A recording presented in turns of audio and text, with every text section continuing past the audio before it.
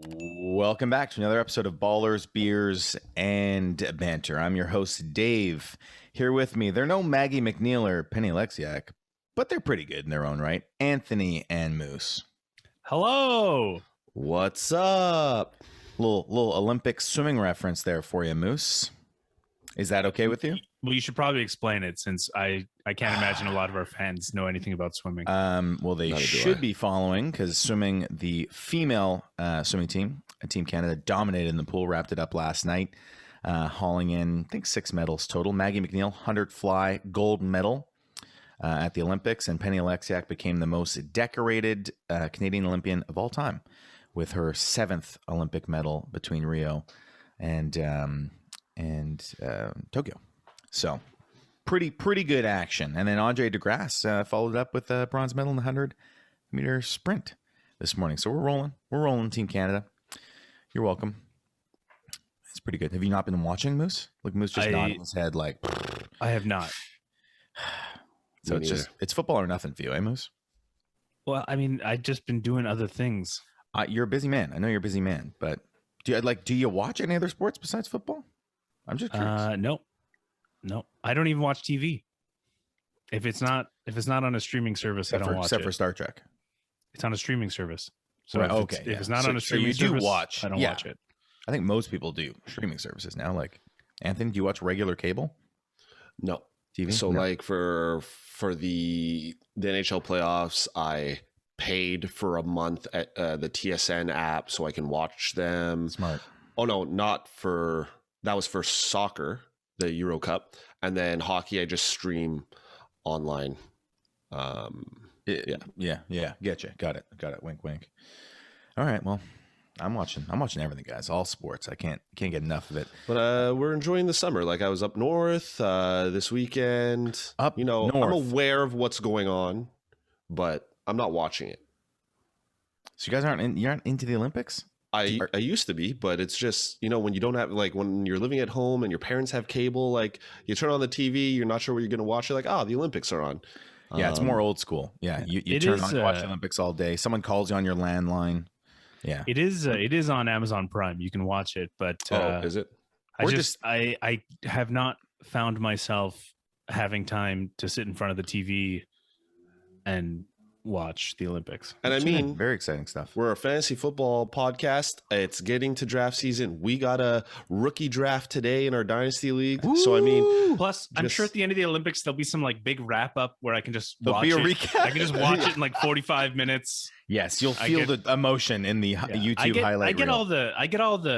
I get all the tweets and stuff, I've seen when people win. I get on Instagram and all this stuff. We're aware. Maybe we don't know the names as well as you do, Dave, but you're a swim guy, so you're following it a little bit more. But the only thing I want to see is Tyreek Hill race against Usain Bolt. Yes, that's the only Olympic related thing I'm interested in. Tyreek Hill called him washed and old, and won't touch him in the 40-yard. Yeah, but Usain Bolt won't. But that's in a 40-yard dash. Usain Bolt is not fast inside 40 yards. Right. Okay. The fastest. Let's just review what Moose just said. The fastest human ever, and the fastest human to run 100 meters is not fast in 40 yards. No. That's not where his speed is. That's not where his speed comes in. Okay. So once he opens up his stride, he's very fast. But Tyreek will beat him in 40 yards. I absolutely agree with you. That's not his strength. But even his weak point, he was still getting to 40 yards or 40 meters, whatever, faster than everyone else and faster than anyone in the history of running. So it would be, my money would be on in their prime Usain Bolt for sure to 40 yards. Okay, but now you're making all kinds of ifs, ands, and buts. We're talking about right now. I think Tyreek Hill beats him in a 40-yard dash. I'd still put it on Usain Bolt in 40 yards. That would be a good bet. Like Tyreek Hill ran track. He was very good, but he was like 10.2. He's like a 10.2. If it happens, 9.5 Usain Bolt. We'll do a beer bet on it. Yeah, 100%. That would be. I really hope it does happen. Just don't pull a hamstring. Yeah, like your boy. But I'm almost off the pup list, guys. I'm almost ready to return to training camp. So, speaking of which, should we get into training camp news? Absolutely. So the big news coming out this week. Of course, we're We're recording Sunday, August 1st. In the morning, I might add. I'm having a coffee at Pacific time at 9 a.m. here. Good morning. So the big news is Carson Wentz foot injury. Initially listed out indefinitely. Now they're saying not season ending, might require surgery and bounce back, or maybe be able to avoid surgery. But either way, don't expect Carson Wentz to start the season, and he will miss significant amount of time. So what was your initial reaction to this one, guys? Here we go again. Yeah. Here I go again on my own. What is it? I'm not upset. I'm just disappointed. Yeah. But at the same time, like, let's get serious. Like, he's no stranger to being injured. So it's not that it's expected, but it's kind of like, okay, well, there's Carson Wentz's, every year injury. It just came earlier, unfortunately. And I hope it's one of these, what I heard was it's a ligament / bone or both type injury that might require a small amount of surgery. Mm-hmm. So Antonio Gibson who had surgery, and then they put all kinds of casts and stuff in his cleat, Maybe Carson Wentz will have that kind of thing. It's not like Carson Wentz is running around all that much. So hopefully, what I always don't understand is why they always wait to do the surgery. Like, let's just get her done. If it needs surgery, let's do it as fast as possible, so the recovery as fast as possible. Well, let's get him back out there. I think the only reason they don't do it as fast as possible is, can we wait a week or two and then play on it, hurt, and then get the surgery at the end of the season? Kind of the way Patrick Mahomes had a similar foot injury, right? Had to play on it through a couple games through the playoffs. Yeah. Wasn't himself. And that's fine in season or at the end of the season. Yeah. Yeah. But we're preseason. Let's get her done. Let's start healing, so that when season starts, he's good to go. Yeah. Like, I don't know why you. We're training camp, but we're like 5 weeks away from week 1. Yeah. So, like, why waste a week? Why burn a week? Let's just, if you can get the surgery done, let's do it and start the healing process. Mm-hmm. Yeah. So, assuming Carson Wentz is out for some significant amount of time, what's going to happen with the Colts here? So, they have Jacob Eason, second-year quarterback on the roster they drafted last year. They have Sam Ehlinger from Texas, who they drafted this year. Basically two rookies on the roster, and then they recently signed Brett Hundley. Of course, he's kind of a journeyman quarterback, and he backed up Aaron Rodgers in Green Bay and did play some time there. So is that the direction you think they're going to go, Brett Hundley? Well, why not? I mean, presumably they drafted him. Or no, sorry. I was going to say, I don't know why they don't just go with Eason, because presumably they drafted him to be at some point part of their team. Yeah. What's Jacoby Brissett doing these days? He's with Miami. He got signed to Miami Dolphins. Yeah, maybe try to get Jacoby back. Get him back. There are rumors out there that the Colts might be in the market for trading for one of these good backup quarterbacks like Gardner Minshew, Roman numeral 2, Nick Foles. I've heard Mariota's name out there. I've even heard Jimmy Garoppolo's name if San Francisco decides, you know what, Trey Lance, your time is now. And they make a trade for one of those guys. But to Mariota would be epic. I'd love to see that. Mariota would be pretty good. I mean, he's been a starting quarterback for Tennessee. Yeah. And I mean, when he came in last season, I mean, he looked fired up to be a starter again. I think for entertainment value, we'd all want to see Gardner Minshew, Roman numeral 2, show up in his jorts and his America t-shirt and just rock it. Yeah. No, crushing Bud Lights after. What people really want to see is Nick Foles go there and then take over for Wentz and then just kill it. And then it's just another shot to Wentz and his ego and his confidence. And oh my goodness, that would be hilarious. But this whole thing, it's pretty disappointing. Like Moose previously mentioned, a lot of guys on the team that, like, Moose is high on Paris Campbell. I'm high on Pittman as sleepers. We are high on Pittman. We all are. As sleepers or marquee to the mid-round type guys. But I think this kind of removes a lot of the value from them. And now I'm like, I'm not so high on Pittman if it's not Wentz there. I mean, Pittman will still get probably majority of the majority target share, but it's not looking good. No, if Brett Hundley is throwing the ball to those receivers for the first half of the year, I'm not nearly as excited about them. Like I might treat it like the Houston Texans, if it's well, actually Tyrod Taylor's got to be better than that. So yeah, I wouldn't be too excited about it. But and then of course there's the Jonathan Taylor stock, which is always a question how the running back does if your running game's the only thing you can do and the defense can expect it, blah blah blah blah blah, and the offense isn't rolling as much. That is something we'll talk about towards the end of our podcast. So stay tuned if you want to find out what we think about Jonathan Taylor with the Carson Wentz news. Stick around to the end of the podcast. But we can talk about the other running back, Nyheim Hines, who was third in receptions for the running backs for all the teams. I believe Kamara was 1, and number 2 was J.D. McKissick. Exactly. So, yeah, so it affects Nyheim Hines a lot. I mean, were you drafting Nyheim Hines before maybe this news? No, but he's going in drafts, and I mean, as a handcuff or. I think if you're worried about the wide receivers, then you should not be high on Nyheim Hines. Right. No, that's what I'm saying. Yeah. This is gonna be not good for him, and as a value backup running back for your bench, I mean, you're not drafting him now, in my opinion. Also, because Marlon Mack is healthy. Yeah, that too. Yeah, coming off torn Achilles, we'll see how he does, but he is back in the fold, and he was actually rated higher on Madden than Jonathan Taylor in the recent Madden rankings. People are just going off on these Madden rankings. We don't have to get into the details, but TJ Watt was ranked like 94. I mean, come on, guys, come on. He was arguably, besides Aaron Donald, who's like one of the best of all time, TJ Watt's right there. He's right after him. But anyways, I'm biased. Steelers. Go Steelers. All right, so stay tuned for the Jonathan Taylor side of that Carson Wentz saga, and let's roll right along, guys. I got some more headlines for you. One, Bill Belichick comes out and says, Cam Newton is QB1. He's our starter. Then I saw a headline like yesterday saying, it's going to be interesting with this competition between him and Mac Jones. I was like, wait, what, were those both from Bill Belichick? Like going back on what he said, but it looks like it'll be Cam Newton, but we'll see how it goes. Cam Newton to start. You guys agree with that?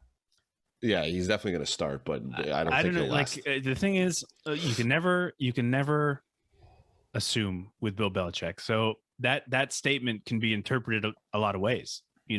Sure, he's the QB1 until Mac Jones becomes the QB1. Mm-hmm. You know what I mean? So I don't think you should be excited.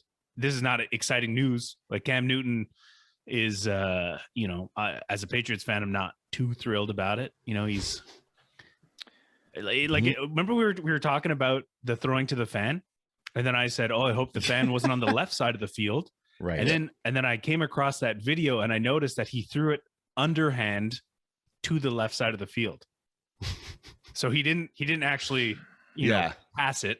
He had to do like some underhand business. So who knows if that old shoulder is, Well, Moose, you're going to be real sorry when Cam Newton leads your Patriots to a first round exit of the playoffs. Okay, you're gonna be eating those words. I don't think so. I mean, this is the same thing I said last season, and I was pretty accurate with that. I was being like first round exit. It's not. Yeah, no one's thrilled about this. No one's thrilled. So if you're someone who's hasn't really been paying attention to stuff, or you're kind of new to fantasy football, and you're checking out stats from last season, and you see Cam Newton. I don't know what he had. He can drum it up, but just around 3,000 yards passing, but 12 rushing TDs. And you're like, this could be a pretty good option if he's rushing for 12 touchdowns. And you go into your draft. What is your advice to someone who's looking at that and is a little enticed by those Cam Newton rushing touchdowns from last year? Just don't draft at all. You could take him as a second QB. Oh, no, nobody should be encouraged to take Cam Newton. Last year was the experiment. If people wanted to believe it, the hype last year, they were certainly let down. Do not make the same mistake. There's so many other options. Okay, so don't draft Cam Newton is the advice you're hearing from the Ballers, Beers, and I couldn't give stronger advice. Well, except for don't draft Jets and Dolphins. Actually, more Dolphins, this year? No. This is This is the This most is stronger? strongest. This is stronger. Do not draft Cam This is Newton. the most strongest. And then some of you people might be like, oh, our 2 QB leagues or super flex leagues, you could find somebody better. If Cam Newton's there, the people that are around Cam Newton are probably going to be the better option. Yes, his touchdowns are like sucking you in because those are key, like 6 points for your fantasy team, but don't. He doesn't benefit you anywhere else. He'll probably get you more minus points than you would hope for because of the interceptions and possibly the fumbles. So yeah, I don't suggest this. My prediction is this will be more of the shut up year than the put up year. Quote to reference his quote. Yeah, I like it. All right, well, let's move on from Cam Newton. That's enough of that. Guys, other big news in the free agency world is that Devonta Freeman is no longer a Freeman. He is signed to the New Orleans Saints on a 1-year deal. Can you guys put this into perspective for me? So here's a team that lost several roster players, including Hall of Famer Drew Brees, and they're now looking at Jameis Winston or Taysom Hill starting at quarterback. Michael Thomas, recently their star wide receiver, is out for the most of the season, and Deontay Harris is into some potential legal trouble, so he could be out to start the year. So their offensive weapons kind of decimated. You would think that really it's going to be the Alvin Kamara show. So why did they bring Devonta Freeman in? For that exact reason, because they're gonna lean on Kamara, and they need to have depth at running back in the event that he can't do it all. They're going to lean on Kamara. They're going to lean probably a little bit more on Latavius Murray, not a lot more. We talked about him, that he'll probably do about what he usually does, maybe get a couple more touchdowns in or a few more touches just to, give Kamara a break. But I almost think Devonta Freeman would, provided he's fit and going, is above Latavius Murray. I don't know about that. No. And I wouldn't say that for me. But Devonta Freeman's maybe can be used in different roles. Like you can line him up, as a wide receiver. You can use him in the pass game for sure. Latavius Murray, more of a power back, and he'll certainly be used in that role or take a series every now and then. I think Alvin Kamara is going to be lined up all over the field. Like if you're Sean Payton is an offensive genius, right? And you're looking at this, you're like, all right, I have a running back / tight end in Taysom Hill here. I got Jameis Winston, who's maybe not super reliable the last time he played quarterback. So they got to find creative ways just to put the ball in Alvin Kamara's hands. So I think Kamara is absolutely in the conversation for, you could draft him anywhere. You could draft him first overall, and it would be like, yep, you could take him over Christian McCaffrey. I wouldn't be upset about it because I think he's going to get crazy touches. And I think you're right, Moose. They brought in Devonta Freeman because Kamara's going to be used all over the place, and they'll need to spell him off. But it's going to be very, very interesting to see how this all shakes down for New Orleans. But I like those Alvin Kamara stocks, that's for sure. Absolutely. All right. Sweet. Anything else on that? No. All right. Well, then we got to talk news from San Francisco that Deebo Samuel and Brandon Aiyuk are killing it in training camp, both looking good, and that Aiyuk seems to be the favorite. I like when they say the favorite target for all the quarterbacks on the roster. So I ask you guys this: who would you draft first, Deebo Samuel or Brandon Aiyuk? I think I've asked you this in the podcast before, but I want to check in on these stocks. Who do you like better, Deebo Samuel or Brandon Aiyuk? I like Deebo, and for the reason that he's probably going after Aiyuk. And I think people forget how good Deebo was, even though he has injury issues, but he's a big receiver. He's probably going to be the besides Kittle, the red zone target. And I just think they have similar value right now, but you can get Deebo later in the draft. So it's a better value pick, in my opinion. But I think they'll both be very good. Yeah, I agree with a lot of that. I tend to think that Aiyuk is, if you can get him, you're laughing. You're laughing. Yeah. He's going to be great. So, so I have Deebo Samuel going about a full round later, Right. So Brandon Ayuk's around round 6. Deebo's like a round 7 guy, generally speaking, in half PPR. I think Brandon Aiyuk might cost too much, to be honest. Like, he's going around the same time as guys like T. Higgins, Deontay Johnson, our guy Odell. I put him above all those guys for sure. Really? Yeah. Aiyuk above T. Higgins. And yeah. Definitely above Odell Beckham. Yeah, definitely above Odell. Sure. T. Higgins, I would have to think about it. But it's too crowded over there. I think it's between Aiyuk and Deebo, so I think I would go Aiyuk over T. Higgins. I mean, listen, Moose correctly, Moose always points to the argument that you build your offense around the talent you have. So San Francisco was a kind of a power and speed running game and creative rushing attack, and then some complementary passing. But if you have George Kittle, you got Brandon, you got Deebo Samuel, you might, amongst others, you might look to use these guys more, kind of like the way Buffalo transformed into more of a passing attack last year. The question is Jimmy Garoppolo that guy? He's not Josh Allen. Is Jimmy Garoppolo that guy to, I almost sounded like that viral video. You're not that guy. Hey, bud, you're not that guy. But is Jimmy Garoppolo going to be the guy to support that kind of offense? I think so. Yeah, I don't know. I mean, it's just his health. Yeah, he just needs to get a rhythm. Like, if he's there consistently playing every game and he's healthy, then there should be no problem. We didn't have a problem with him when he went there. They went to a Super Bowl.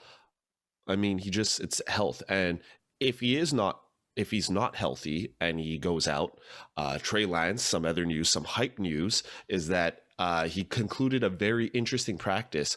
He showed exactly why he was chosen number 3 overall. So we all know this is more, I guess, dynasty talk at this point, where Trey Lance is the future of the team. Well, I don't think it's only dynasty. I think Trey Lance should be looked at for redraft as a potential backup quarterback. If that's it's just style. It's just a matter of when he'll come in, right? This is the argument with him, with Fields, and with Mac Jones. Probably less so with Mac Jones, but Mac Jones probably needs a little bit more development. But I think Trey Lance and Fields can go in now if asked to.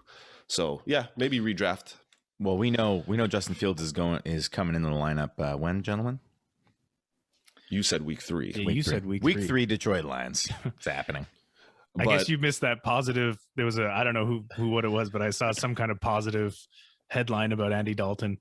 He's apparently playing better than anything he did last season.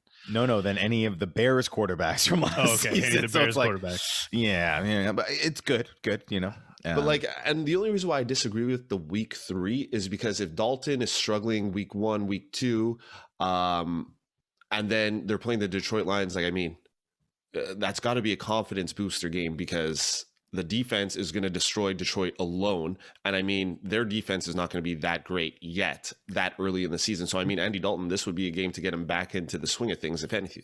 But also, it's just a strange thing to do. Like, if you're looking at the season and you go, oh, Andy Dalton's going to struggle against these teams, just why even start him? Mm-hmm. Just start the rookie then. But the rookie's going to struggle just as much. Right. But maybe he'll get some real good experience. He'll get into a rhythm. But the Bears are weird, because last season they were, I think it was 3-1, and then they pulled Trubisky, and it's like, or they were 2-1 and they pulled Trubisky, and it's like, okay, I mean, like, things aren't terrible yet. It's, yet. I mean, like, we anticipate they will be, but they aren't yet. Yeah, it's like, like he's kind of got something going on. I think it was like they won the first game, lost the second, won the third, and they pulled him on the game that they won, something like that. So they're just weird, the Bears. So I don't know. We might see Justin Fields there week 1. Who knows?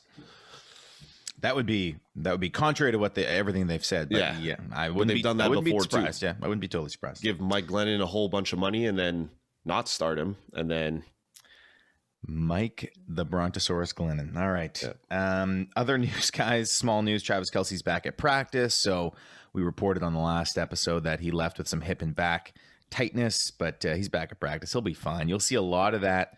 A lot of those headlines throughout training camp. Veteran guys maybe not practicing or getting a day off or whatever. It happens. It's going to be a really long season. they're fine. Unless you hear of an actual injury, don't worry about it. Other news, Qadree Ollison looks like the clear running back 2 to Mike Davis in Atlanta. He was taking first-team reps, all first-team reps at practice. Hasn't taken any second-team reps. Did you just pull an Anthony? Could we get it's Qadree? Qadree? Yep. Qadree? Qadree. Well, there's no U. I think it's Qadree. Qadree? I apologize if it's Qadree. I don't know. I don't know. I don't see an accent. There's 2 E's. When I read it, I've been reading it as Qadree. No, he's talking about the beginning of his name. Well, and the end. I've been reading it as Qadree, not Qadree. Okay. Yeah, could be because Qadree. there's no U. Qadree. Ollison. Yeah, you know what? There's no accent. And I've been saying Ollison.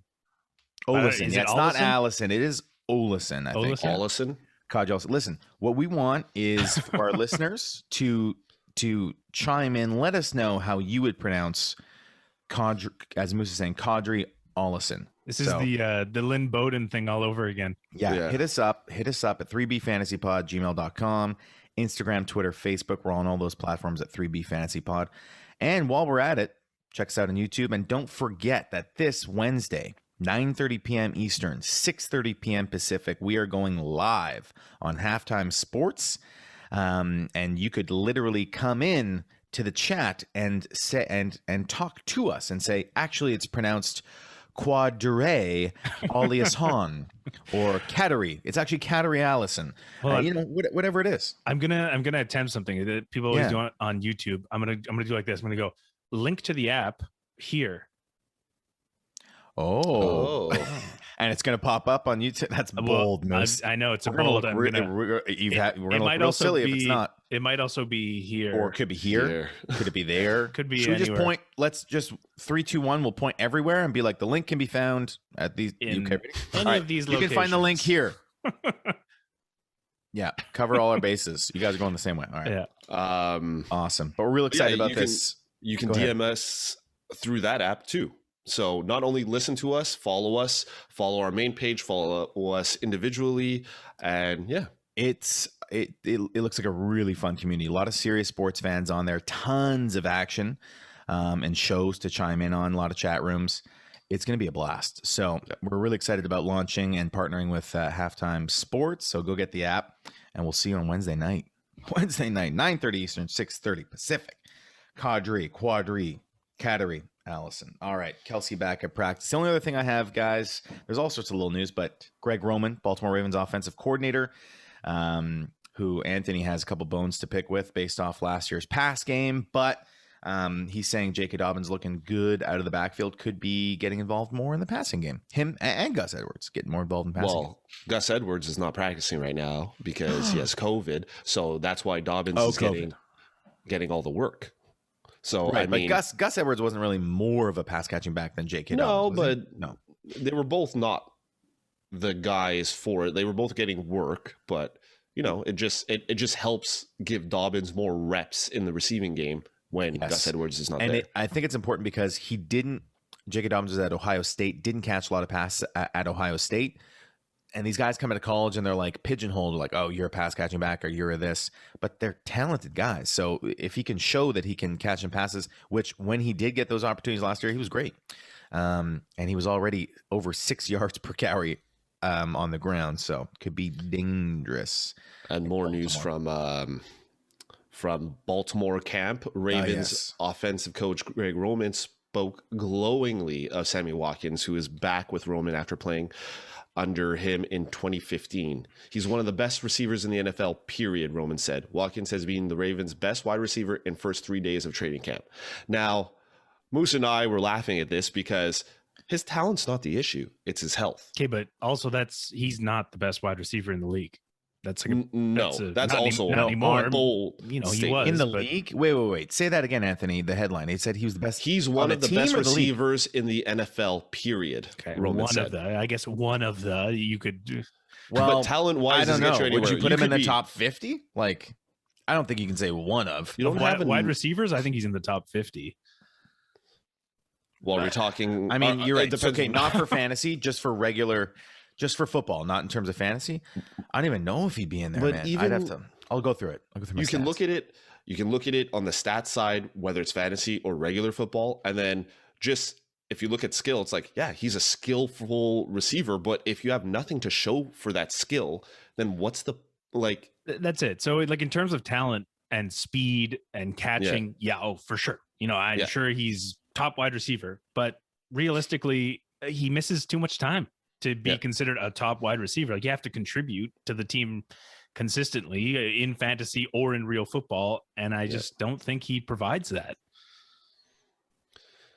But I mean, like somebody, this is like another Mike Williams situation. Somebody will take a shot. They'll read this news and they'll be like, I'm gonna snake people and grab him at the end of my draft, and I'll have a number 1 wide receiver on my team. I mean, if he's healthy, I'm sure it'll be okay, but Lamar Jackson's still not a great passer, so he's not going to be up there in the stats anyways. Well, we don't know. We don't know if he's a great passer this year because they haven't shown any highlights of him throwing. Maybe he's like Matt Ryan. Maybe he takes a year on where he's a good passer, takes a year off, he's not a good passer, and so now, in theory, he'll have a good year passing. But also Sammy Watkins' best receiver at camp with not Lamar Jackson throwing to him, because Lamar Jackson also has COVID. That's right. So Trace McSorley or who's their backup right now? Trace McSorley and no idea. Somebody else, but very interesting. Very interesting. Coming out of so much. You gotta love fantasy football because we're trying to predict all these sort of unknowns, and nobody really knows. There's some, we know Travis Kelce will be good. We know Patrick Mahomes is safe. We know Tom Brady will play till 50, but it's about all we know. The rest is anybody's guess. So, and if you guess right, you can pretend you knew all along. It's awesome. Yeah. If you guessed wrong, then there's next year. All right, guys. So I think that's it for headlines. I got a few more hype ones. A few more hype ones. Hit us. Yeah. So I'll just rattle them off. We got Rashaad Penny looking slim at camp, which track record shows for players when running backs put on more weight, when they say, oh, I've beefed myself up to become a better Eddie Lacy runner. Yeah. Well, Rashaad Penny joined the Seahawks on the Eddie Lacy diet. Yeah, exactly. So usually when running backs put on weight, it doesn't usually go as well as when a receiver says they put on weight to bulk up. Like, for example, the Henry Ruggs Roman numeral 3 news that he put on, I think it was like 14 pounds or something. 13. To be able, 13? To be able to compete with the cornerbacks in the league, to compete with the big boys. So, I mean, if Rashaad Penny was heavy and getting injured all the time, maybe he won't get as injured if he's a little bit thinner, but yet to be seen. Still don't draft him because chances are he's not going to play. Well, I mean, I wouldn't say don't draft him. If Chris Carson is an injury risk, as he always is, and Rashaad Penny's the clear backup on a Seattle team that has a great offense, I mean, why not take a flyer on Rashaad Penny? This is a classic San Francisco situation where you draft him like last pick. You do not burn anything more than a last pick on Rashaad Penny. Yeah, exactly. So there's that news. Elijah Moore looking to be the favorite target for Zach Wilson. Still showing why there's a lot of hype over him. He's playing well at camp. So that's going to be interesting for Dynasty and even interesting for redraft leagues because he could be a late round value pick as well. He's not going very high. It is the Jets, and Corey Davis, like we said, is probably going to be the lead receiver being targeted. But Elijah Moore, and like we said, Mims is also playing with the second team at camp. So I think Elijah Moore is secured as the number 2 receiver on the team. I like it. Yeah, I like it. Definitely be looking at him for our rookie draft today. Oh. And then the last one, this is interesting because a lot of you aren't so high on Ezekiel Elliott, or your vision of him has changed as camp goes on because Dak is back and all those things. But Cowboys look to use Tony Pollard more, as Ezekiel Elliott doesn't need to run the ball 25 to 30 times a game. Yeah, from Mike McCarthy. Right, from Mike McCarthy. Mike McCarthy. So, because, and that's something to watch out for, because I think in his mind, if they want to win and they want to make the playoffs and go deep, they need a healthy Zeke, right? So all this hype has come out that Zeke's you talked about weight loss, Anthony. He's at his lowest weight since college. Yep. He's moving better. There's all sorts of videos of him, all these fancy moves and cuts. So they might limit his touches to make sure he plays well the whole season. So that's the give and take with Zeke. Yeah, which is something we brought up last season.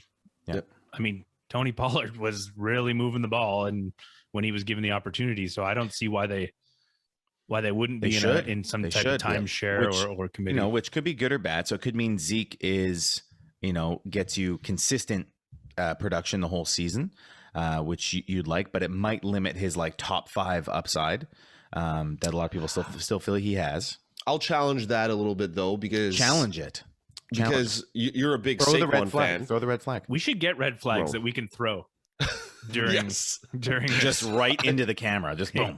YouTube. Get on YouTube. Dave, you're a big Saquon guy. You have him on your dynasty team. Of course, you're behind him because you want him to be healthy and play for your team. Yeah.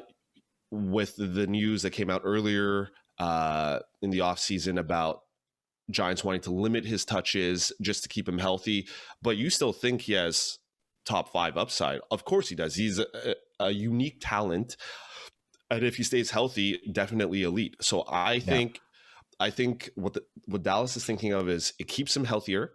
They gave him that big contract last year, so they want him to be there and not injured. So they're just looking at probably some of the other top backs in the league, and like the McCaffreys, the Saquons, and they're getting injured. So he's trimmed down. He's cut weight, and they have Tony Pollard. So I think it just benefits everyone.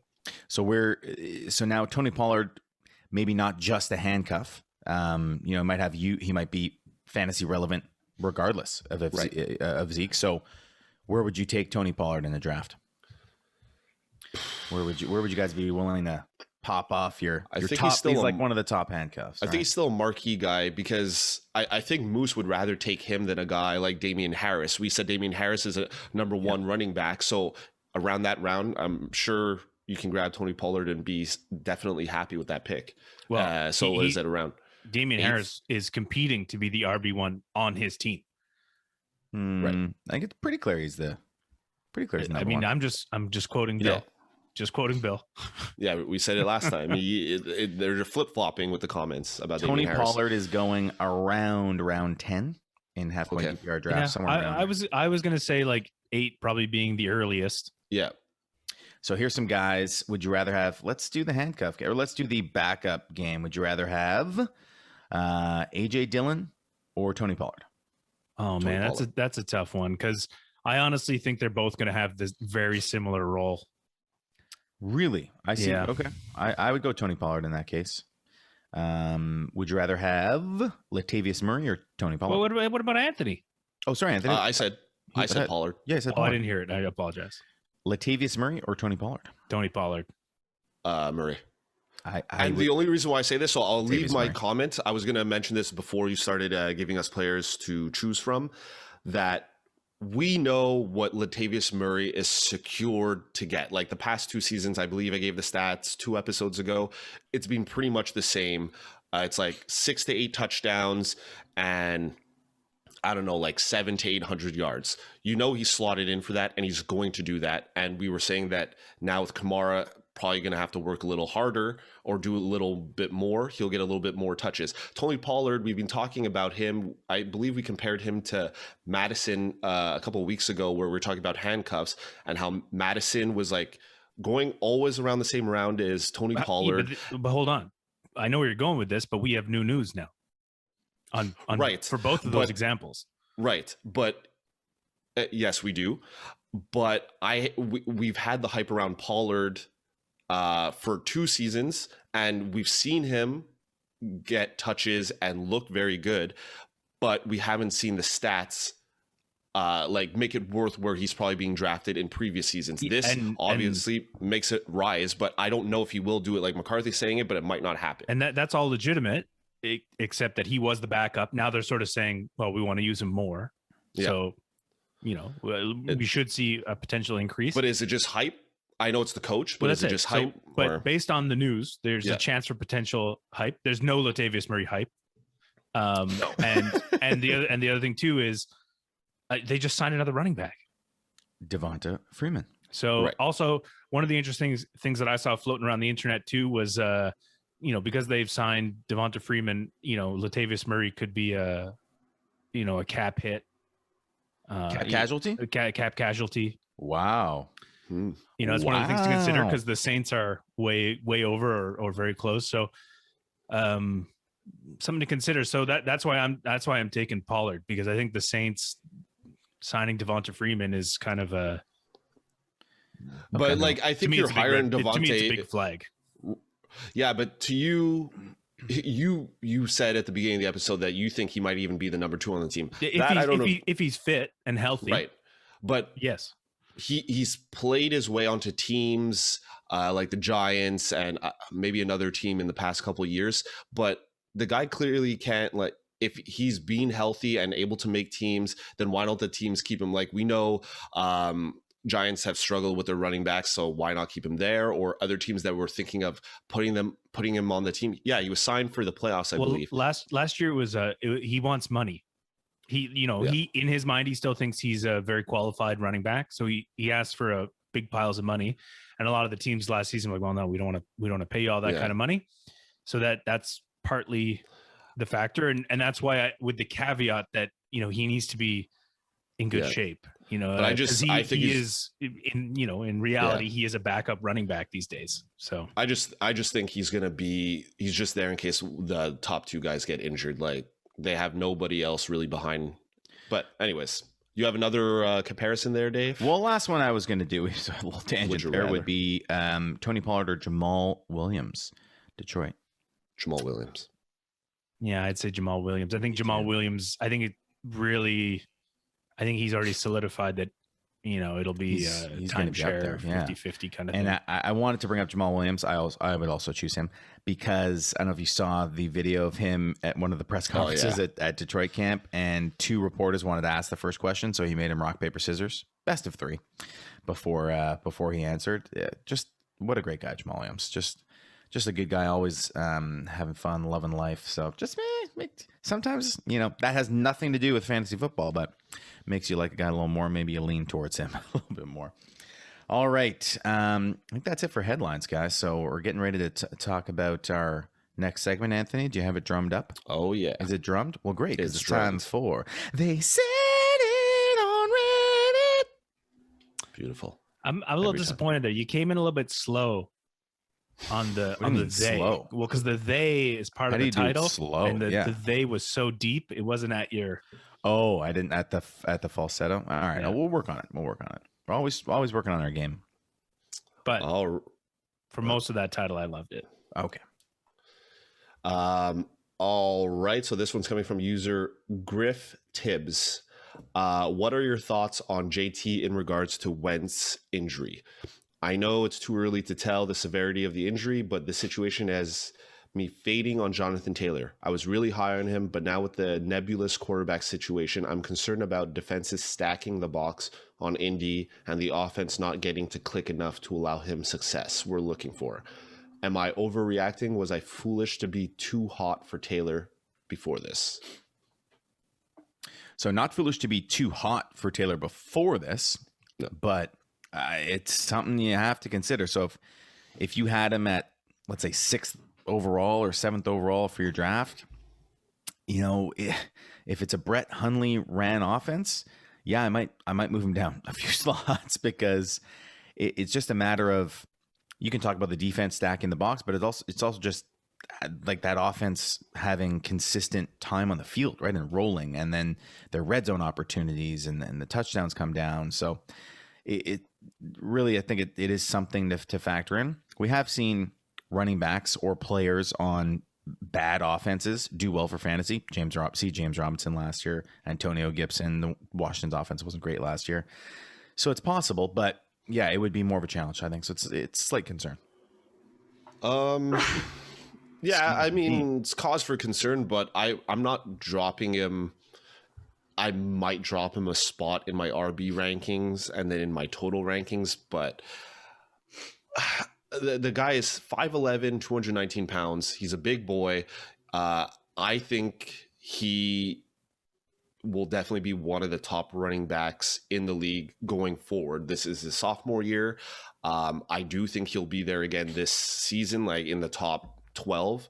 So I think he's still going to be good. I wouldn't worry too much. Like we mentioned before, I think on Indianapolis, it definitely hurts the receivers more. And obviously on Jonathan Taylor's side, I believe he was 19th as far as receptions for running backs. So he doesn't rely on it too much. He had 299 yards, 1 receiving touchdown. So that'll go down most likely, or maybe stay the same, but he's still going to get 1,000 yards. He's going to get most likely double-digit touchdowns when they get into the red zone. So he's solid. Yeah. Moose, what do you think? Yeah, I'm not. I don't think it's a big concern at all either. I mean, the quarterback situation, like, you know, obviously they saw something like in Brent Hundley. He's had game experience. I think if they stack the box, it's foolish because you know, T.Y. Hilton, Michael Pittman, Paris Campbell, you know, they're guys who can catch balls. They're fast. Yeah. Sure. Like you're losing. Like I always say this, it takes 2 people to throw and catch a football. So will the passes be as accurate and as stable? Probably not. But I think defenses would be foolish to, you know, consider, you know, not covering these guys because they'll either, you know, outrun them or get open, and, you know, even a slightly inaccurate pass will be caught. Not to mention that, you know, Indy's front line is very strong. You hit the nail on the head there, Moose, because the Colts have one of, if not the best offensive line in the league. So Hundley will have the box all you want, but they're going to move Hundley will have time. Holes will be open for JT. It'll be you know, because I get confused because he keeps saying JTT, but there's only one T in his name. Jonathan Taylor touchdown. That's his nickname. I realize this. Okay. But I was looking for that third T in my head, and I was like, couldn't remember because he doesn't have 2 T's in his real name. But let's get back to it. He does. So I just don't think that there's much to be concerned about. Like it's frustrating, it's disappointing because obviously Carson Wentz is, you know, better to have there, but I don't think you have to worry about Jonathan Taylor having a good season. Okay. All right. I mean, the only thing I just have him. I have him already fairly high. I might, you know, in a full PPR, I might consider, you know, Devonta Adams at that spot and move Jonathan Taylor 1 down, or Nick Chubb. Like Jonathan Taylor is the same style as Nick Chubb, right? And now we know that offense might struggle a little more. So I don't know, something to consider. But yeah, you're right. He'll still be good. Baker's not the greatest passer either. No, but Nick Chubb gets all of his work pretty much on the ground, right? He doesn't get a lot of work in the passing game. But that's my point is, you know. And Nick Chubb, who recently signed an extension, by the way. Yep. So over $29 million guaranteed, something like that. Woo. All right, Moose, all our fans would like to know, did you spend some time this weekend, take some time out of your day to watch Top Gun? I didn't. However, I've never been more concerned about apps listening or my TV listening because like right after that podcast, I think I sat down to watch something and I turned on Netflix and the first option was Top Gun. You think Netflix listens? I know your phone listens to us, but Netflix? But if you have Netflix, do you have Netflix on your phone? I'm partly joking here. I'm not being... okay, no. Well, I'm not. Pretty serious. And anyways, so Top Gun popped up as the first option. You should watch. Yeah. Okay. So? No, I'm not going to watch on their offer. What was the other thing you haven't watched? Top Gun and? The Last Dance. Yeah. Oh, yeah. Get on it. Get on it. But he only watches one sport. We talked about this. Like, basketball doesn't really concern him. Football. We're going to be coming up on Hard Knocks pretty soon. Oh, so it's September. No. Is it? Yes. No, we looked it up the other day. It's either September or like August 5th. It finishes before the regular season starts. That's a huge difference. Okay, here Moose just said it's either September or August 5th. Thanks, Moose. Thanks for narrowing that down. Well, what information do you have? Let's go. It definitely starts in August, and August 13th pops in. I don't know. You said it one episode before. I know I said it one. August 10th. Boom. I knew it was a multiple of 5. Google. Yeah. Nice. August 10th, Hard Knock opens up. Guys, this whole time, because it's still before 10 a.m., I was having some coffee in my Game of Thrones mug. Yeah. So I had a couple cups of coffee and water. What have you guys been drinking? It's past noon where you are. So yeah, I was going to drink a beer, but I woke up this morning feeling pretty terrible. So I've just been having the Anthony Special, some carbonated water. Oh. Myself as well. I had a pretty big night up north yesterday. Dave. Yeah. And so it was a pure non-beer podcast. I don't even know if we can air it. I don't know if we can air it, guys. Ballers, beers, and carbonation. Well, Dave, I don't want to say you started the trend. So I'm only doing it because you do it. Otherwise, okay. I see. All right. I'll start having 4 beers per podcast then. Just start a new trend. Perfect. Okay. All right, gentlemen. Any words of wisdom as we head into the end of the episode and the weekend here? Usual stuff. Words of wisdom. Yeah, you got something new for us, Moose? I mean, my words of wisdom would be go watch Top Gun if you haven't already, because the second one's coming out, or the sequel. Oh, so that'd be weird. You'd be lost if you haven't seen the first one. I just go watch Top Gun. Won't see the second one. Problem solved. Oh, goodness.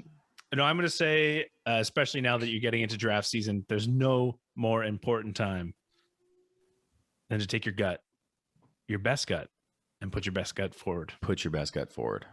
Mm-hmm. And we got another heat wave out here on the West Coast, so definitely check the Kelvin. If it's over 295, wear your sunscreen.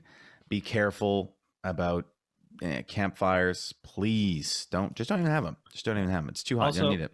I realize now that I've said that sort of extended to any new listeners, by putting your best gut forward, I'm suggesting that you just trust your gut. Trust your gut instincts, and and it's a play on put your best foot forward. Exactly. Yeah. Cool. I just want to say I wish the worst of luck upon you two at our draft this evening. Not really. Things are not going to go well for you. Not really. Well, the fantasy gods are looking down on that shameful example of fantasy football hate, and it's going to deflect. The whole point. Yeah, I'd like to take the whole point. Wish you luck. I'd like to wish you both luck. I would also like to wish you both luck. Yeah, thank you. Yeah. And success. Thank you, Moose. Thank you. In your future draftings. Yeah, and I guarantee the listeners that there's fingers crossed under the table. They don't want to say it out loud. I mean, that's the whole point of fantasy. I do. Good luck, Anthony. Toes are not crossed either. But no, in the reality, I hope it goes well. I hope it's a smooth draft. I hope people show up. That's what you want at a draft, and it looks like they will. And I wish truly everyone the best of luck. And I'm just excited to have my first draft of the year so far. First draft of this season. All right, we'll let you know how it goes. Listeners, as always, thanks for listening. We'll see you Wednesday live, 9:30 Eastern, 6:30 Pacific on Halftime Sports. Thanks for listening. See you then. Ciao.